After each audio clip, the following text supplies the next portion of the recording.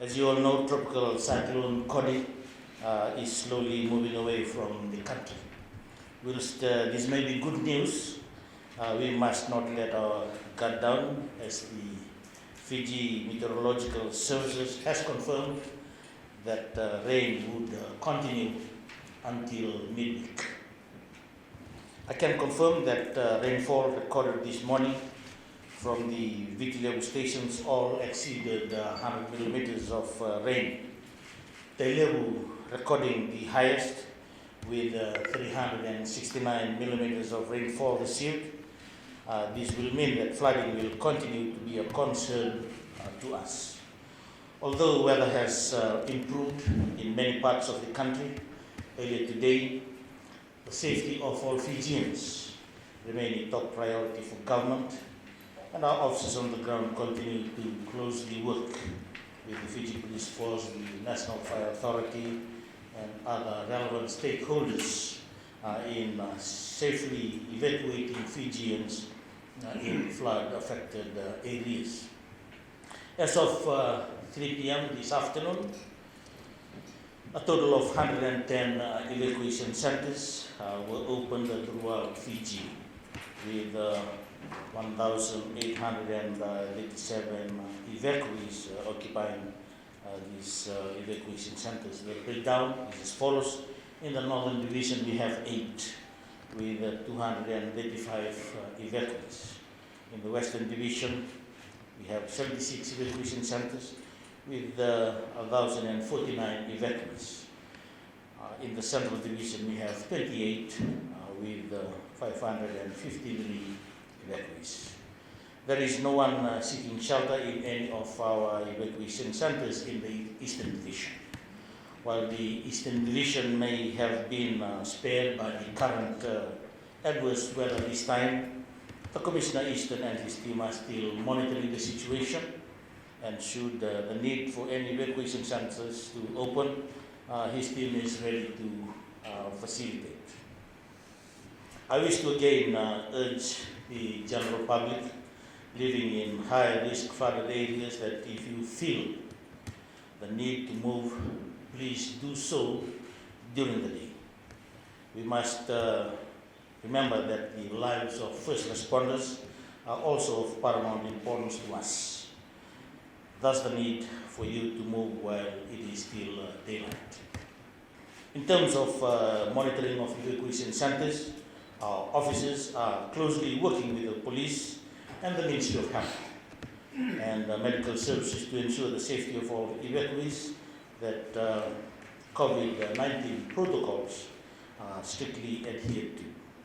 We are also now gathering disaggregated data for all evacuees who are being billeted in all evacuation centers, so that we provide the right assistance to those that may be urgently in need of it.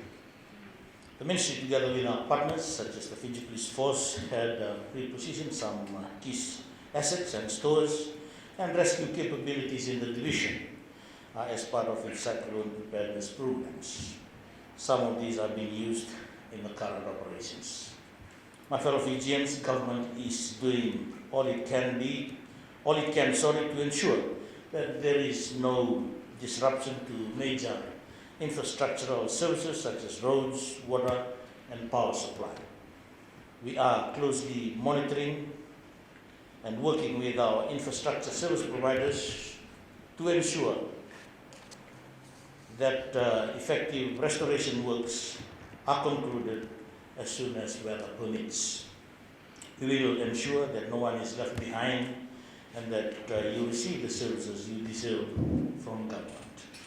I can confirm that the Energy Fiji Limited has successfully restored full power supply in the Central Division, while works on the inspection of transmission lines in the West have been affected by the current adverse weather. However, we have been assured by EFL CEO that they will resume works as soon as the weather gets clear. Ladies and gentlemen, the outbreak of communicable diseases are common in the aftermath of disasters, such as cyclones and floods.